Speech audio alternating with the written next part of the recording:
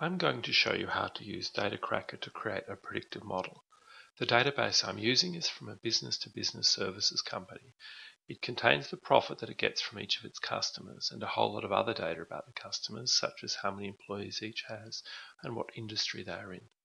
The objective of the predictive modeling is to identify the characteristics of the most profitable customers so that this information can be used when prospecting for new customers. I've already read my data in and selected a blank report. So to build the model, I just go Insert, Predictive Tree. I then have to choose my target data. I'm going to choose the variable which contains the estimated profit contribution of each of the firms. I then have to choose my predictive variables. Now I'm going to start by building quite a simple model where I've just got two predictors, one being whether or not each customer has got a free call number and the other as to whether they have a website. And so DataCracker hunts through all the combinations of variables and identifies a simple model for us to begin with. At the top of the screen, it shows us the data for the whole database, and we can see that we've got 1,670 companies in the database, and their average profit that they contribute is a little over $6,000. The first predictive variable is whether or not the company has a website, and if the company doesn't have a website or there's missing data, the average profit is a little over $3,000, or half that of the total database. And so that tells us if companies don't have a website, we should avoid them when we're prospecting. Amongst companies that do have a website, we can see that DataCracker has split them according to whether or not they've got a free call number, or they either don't have a free call number or there's missing data. If they've got the free call number and they have a website, their average profitability is a little under $15,000, or 2.5 times the average profitability of all of the companies in the database. And this tells us that these customers should be focused on when we're prospecting. And we can see here that they make up about 12% of the market. Now this is a pretty simple model, and I'll give it that title. And now I'll create a new model by first inserting a new page. And then I'm going to insert a predictive tree onto that page.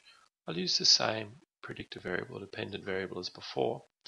And as variables I'm going to use to try and predict, I'm going to select all of the other variables in the database, or almost all of them.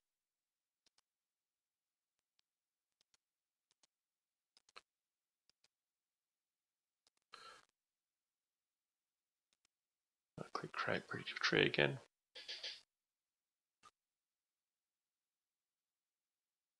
And this is going to take a bit longer for DataCracker to find the tree because there's a whole lot more variables, and that means there's a whole lot more possible trees that can be created and have to be evaluated.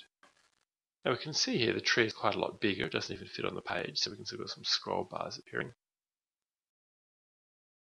But if I go to the left, I'll actually see the most interesting things here, which is the top predictive variable is again number of employees.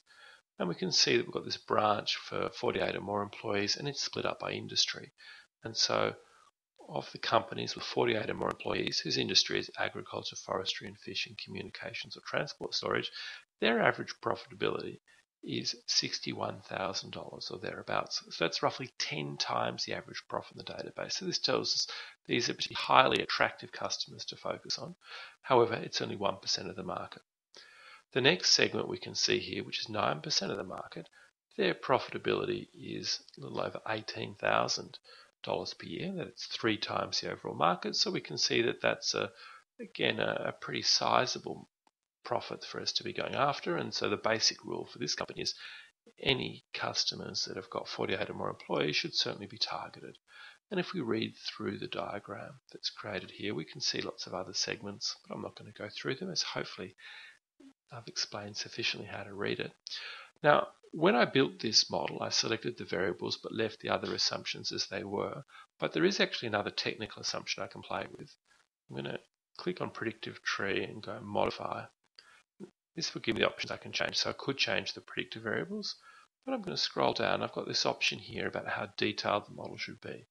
Now, by default in DataCracker, this is on Show Fewer Patterns. And this means that DataCracker builds the model using the Bayesian information criterion, which basically creates models where each segment is quite distinct.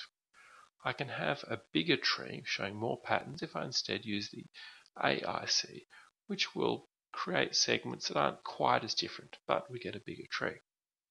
So I click Modify Tree, and it will take even longer to do than before because we've said we want a bigger tree, so it has to work its way through a whole lot of combinations of larger trees and working out the best model.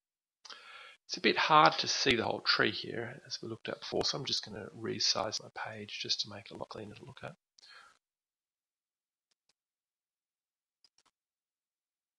I'll put in a custom page size of 25 inches wide and 15 high. And so now, as you can see, I've got a much bigger predictive tree, and I probably should have made the page even bigger than I have. So that's the end of this tutorial on predictive modeling. Please look at our homepage for more information about how to use DataCracker.